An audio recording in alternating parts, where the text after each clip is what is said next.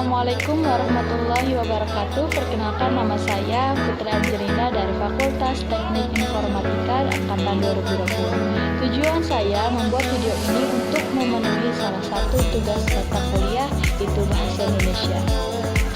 Sebelumnya saya berterima kasih kepada teman-teman, khususnya kepada Pak Denny Chandra MPD sebagai pengajar dosen Bahasa Indonesia yang mana telah memberikan kepada saya kesempatan kali ini untuk mempresentasikan makalah ini. Check it out, guys. Nah, guys, sebelum kita memasuki presentasi, saya ingin memberitahukan bagaimana sih cara pengetikan membuat makalah atau suatu karya tulis ilmiah yang baik dan benar, yaitu menggunakan kertas ukuran A4, margin kiri 4, kanan 3, atas 4, bawah 3. Jenis huruf yang biasa dipakai yaitu Times New Roman dengan ukuran 12 dan spasi 2 kali, kecuali pada lembar judul hanya 1 kali spasi saja. Contohnya seperti ini. Di sini saya membuat makalah tentang perkembangan teknologi informasi. Makalah ini diajukan untuk memenuhi salah satu tugas bahasa Indonesia. Nah, di dalam lembar judul itu terdapat pasti yang namanya logo, pasti ada. Selanjutnya yaitu lembar penerimaan. Setelah lembar judul pasti ada lembar penerimaan. Seperti ini contohnya. Setelah lembar penerimaan yaitu ada kata pengantar. Kenapa sih harus pakai kata pengantar? Karena kata pengantar itu adalah halaman atau bagian pada sebuah karya tulis ilmiah yang berisikan ucapan rasa syukur dan rasa terima kasih si penulisnya. Contohnya seperti ini. Puji dan syukur kami ucapkan kehadirat Tuhan Yang Maha Esa sehingga penulis dapat menyusun makalah ini dengan baik dan tepat pada waktunya.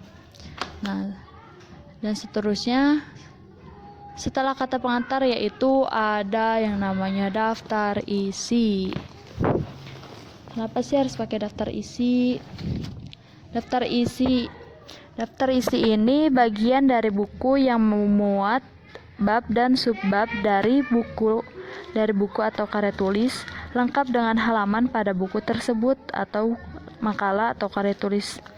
Fungsinya ini agar memudahkan kita atau para pembaca menemukan hal-hal tertentu pada buku atau karya tulis berdasarkan bab dan subbab.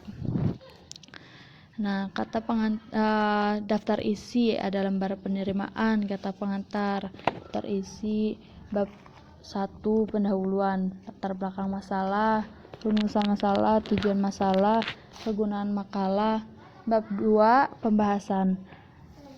Bab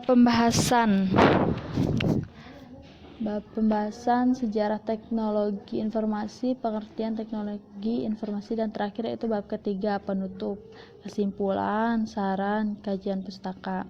Nah, kita memasuki bab 1 yaitu pendahuluan.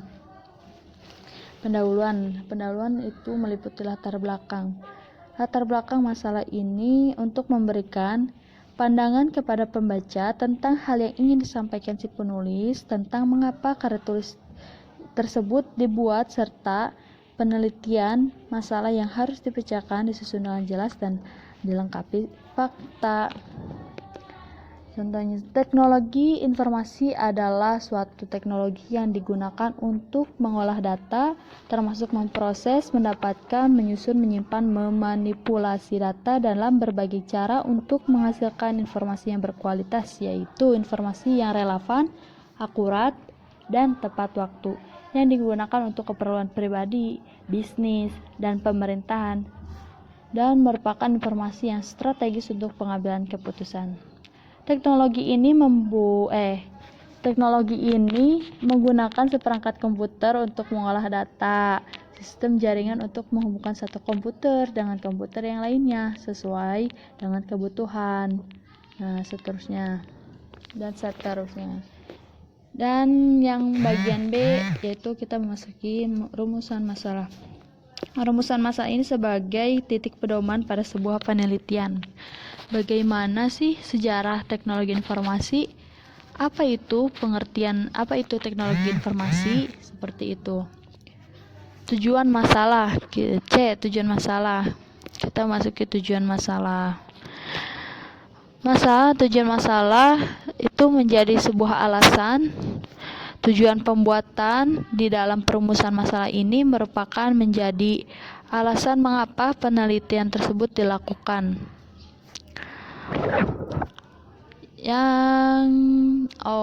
Kelewat. Kegunaan makalah. Apa sih kegunaan makalah itu? Makalah itu untuk melatih si penulis agar mampu menyusun karya ilmiah secara benar dan cermat, memperluas wawasan keilmuan bagi penulisnya, memberikan sumbangan pemikiran baik berupa konsep teoretis maupun konsep praktis, memberikan manfaat bagi perkembangan konsep keilmuan maupun pemecahan masalah, dan memberikan manfaat juga kepada para pembaca.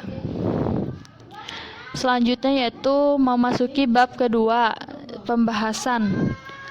Pembahasan itu berisi penjelasan terkait rumusan masalah dan tujuan penelitian. Semua data yang didapat seperti hasil observasi, wawancara, dan sebagainya dibahas di bagian ini melalui sudut pandang dan teori yang digunakan. Pembahasan A. Sejarah teknologi. Pada tahun 1455, Johann Gutenberg pertama kalinya menggunakan mesin cetak untuk mencetak huruf yang berisi dari besi yang dapat diganti-ganti dalam bingkai yang terbuat dari kayu. Selanjutnya pada tahun 1830, Augusta Lady Byron pertama kalinya menulis program komputer yang pertama di dunia dengan bekerja sama dengan Charles Babbage untuk dapat merealisasikan ini. Mereka menggunakan mesin analitikalnya. Alat tersebut didesain mampu memasukkan data, mengolah data, dan menghasilkan bentuk keluaran dalam sebuah kartu. Nah, mesin ini tuh dikenal sebagai digital yang pernah ada, yang pertama di dunia ini, walaupun cara kerjanya lebih mekanis daripada bersifat digital. Pada tahun selanjutnya yaitu 1837, Samuel Morse mengembangkan telegraf dan bahasa kode Morse bersama Sir William Cooke dan Sir Charles Wheatstone yang dikirim secara elektronik antara dua tempat yang berjauhan melalui kabel yang menghubungkan kedua tempat tersebut. Dan selanjutnya yaitu tahun 1861. Gambar bergerak yang diproyeksikan ke dalam sebuah layar besar pertama kali digunakan sebagai cikal bakal film sekarang. Pada zaman dahulu itu proyektor ini berkembang dengan sebutan layar tancap. Nah, dulu itu belum ada yang namanya bioskop, tapi adanya layar tancap. Tahun 1876 pada zaman ini ditandai dengan Toko Merifidewey mengembangkan sistem penulisan desimal. Dan tahun selanjutnya 1877 Alexander Graham Bell menciptakan dan mengembangkan perangkat telepon yang digunakan pertama kali secara umum. Nah, beliau ini adalah pencipta yang pertama kali menemukan handphone, telepon. Nah, tahun selanjutnya yaitu tahun 1899 menggunakan sistem penyimpanan dalam tape pita magnetis yang pertama, tetapi pada zaman ini penyimpanan masih bersifat analog, belum digital. Tahun selanjutnya yaitu tahun 1923. Pada zaman ini menciptakan TV yang pertama oleh Zif. Saya tidak bisa membacanya. Tahun selanjutnya yaitu 1940. Dimulainya pengembangan ilmu pengetahuan dalam bidang informasi pada masa Perang Dunia II digunakan untuk kepentingan pengiriman dan penerimaan dokumen militer yang disimpan dalam bentuk magnetik tape. Pada tahun 1946, Vannevar Bush mengembangkan sistem pengkodean menggunakan hypertext. Pada zaman ini menggunakan hypertext dengan berkembang seiring dengan perkembangan desain website. Tahun selanjutnya yaitu 1946, pada zaman ini teknologi komputer digital pertama di dunia yaitu ENIAC 1 mulai dikembangkan.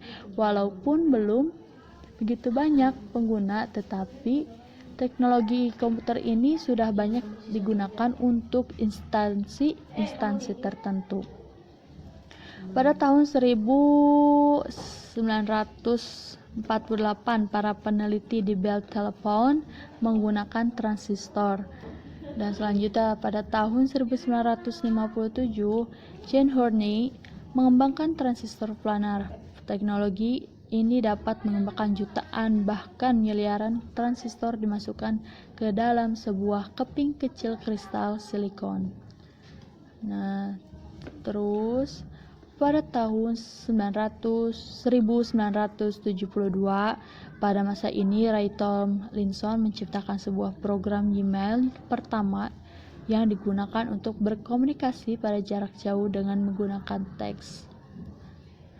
Pada tahun 1973 sampai 1990, istilah internet diperkenalkan dalam sebuah paper mengenai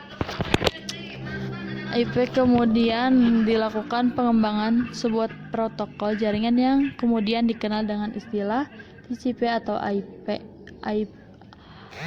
pokoknya yang dikembangkan oleh grup DARPA. Selanjutnya yaitu tahun 1991 sampai sekarang.